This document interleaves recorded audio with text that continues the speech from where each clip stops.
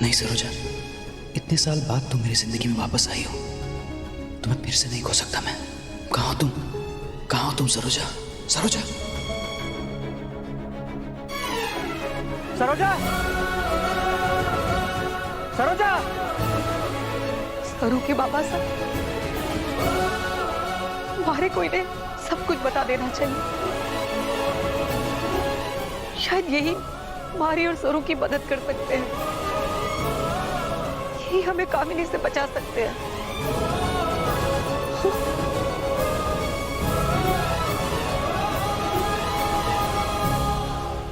भाई साहब, आपने यहाँ किसी औरत को देखा जिसने हरी साड़ी पहनी है और ऊपर घूंघट लगाया है, यहाँ पे पट्टी बंधी है? भाई साहब मैं नहीं देखा। ठीक। चंद्रकांत, आप यहाँ क्या कर रहे हैं? 2 दिन पहले तो आप हॉस्पिटल से डिस्चार्ज हुए हैं। इतना स्ट्रेस, इतनी भागदौड़ आपके लिए ठीक नहीं है।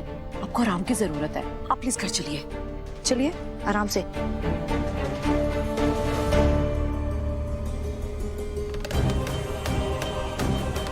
सरू के बाबा साहब की दुनिया अब अलग है, उनका अलग परिवार है ना, उन्हें मैं अपनी परेशानियों का बोझ ना दे सकती।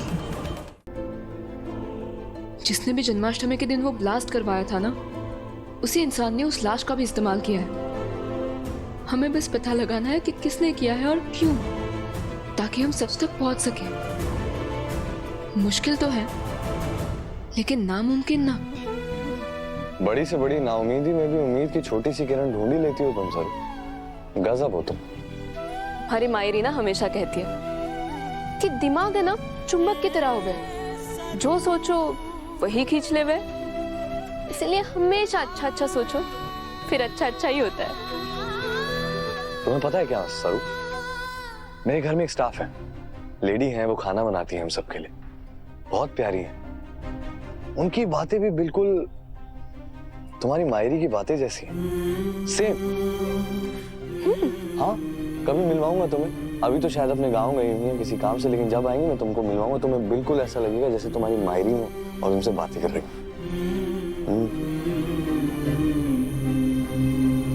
लेकिन वेद साहब, हमारे को ना दादी साहब की बहुत फिक्र हो रही है कि तबीयत भी इतनी खराब है। हमें पता लगाना ही होगा कि कौन है इस सब के पीछे, ताकि हम कम से कम दादी साहब को कोई ना कोई खुशखबरी तो दे पाए।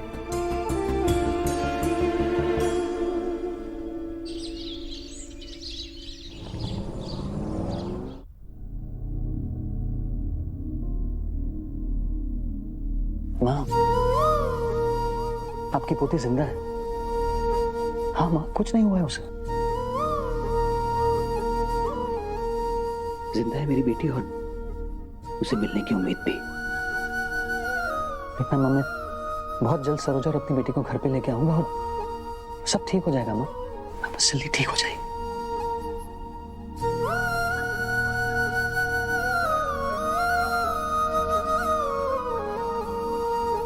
आता हूँ माँ।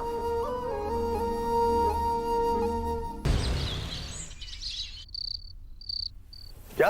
हाँ वेद साहब, सरू कर्जत वाले गेस्ट हाउस अकेले गई है। डोंट वरी बालाजी, मैं अभी कर्जत के लिए निकल रहा हूँ। Don't worry. वेद, कहाँ जा रहे हो वेद?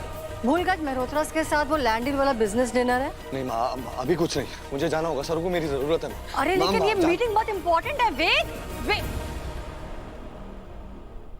सरू सरू सरू, ये बावरे की तरह उसके आगे पीछे घूमता रहता है। कहा था सरू से कि वेद से दूर है, लेकिन इस लड़की को समझ नहीं आया। लगता है साफ शब्दों में समझाना पड़ेगा।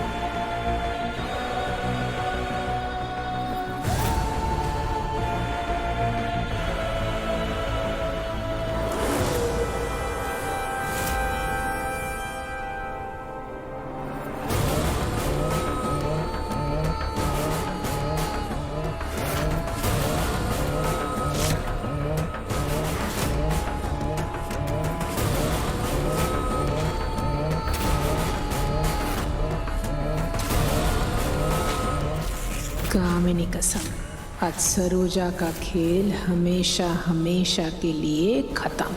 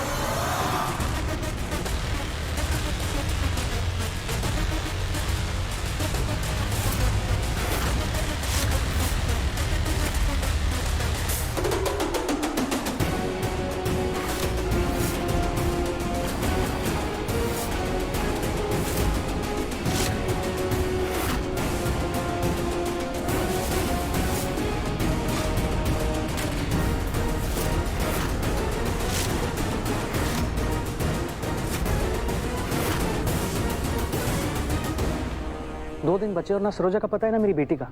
ये कॉन्ट्रैक्ट सिर्फ कल रात 12 बजे तक वैलिड है, उसके बाद इसका कोई मतलब नहीं है। मुझे पता है कि ये नकली पोते की लाश वाला गेम मेरी सास ने ही रचा है, ताकि मैं अपनी पहली बेटी को ढूंढना बंद करूं और सब कुछ मेरी दूसरी बेटी अनिका को मिल जाए। वकील साहब, कॉन्ट्रैक्ट की समय सीमा बढ़ाने का कोई और तरीका है क्या अपने पास, जिससे चंद्रकांत साहब को अपनी बेटी को ढूंढने का थोड़ा और समय मिल जाए? मुश्किल है, क्योंकि अन्नपूर्णा जी ने खुद ये कॉन्ट्रैक्ट साइन किया है। मगर एक तरीका है जिससे हम इस कॉन्ट्रैक्ट पे स्टे के लिए कोर्ट जा सकते हैं और कोर्ट से 3 से 6 महीने का समय मांग सकते हैं। क्या तरीका है वकील साहब? हमें ये साबित करना होगा कि कामिनी जी जानबूझकर गलत तरीके से सरोजा जी को और उनकी बेटी को हानि पहुंचाने की कोशिश कर रही हैं। नहीं, लेकिन ये सब हम साबित कैसे करेंगे? करेंगे चंद्रकांत साहब। अगर कामिनी जी शेर है तो हम सवा शेर हैं।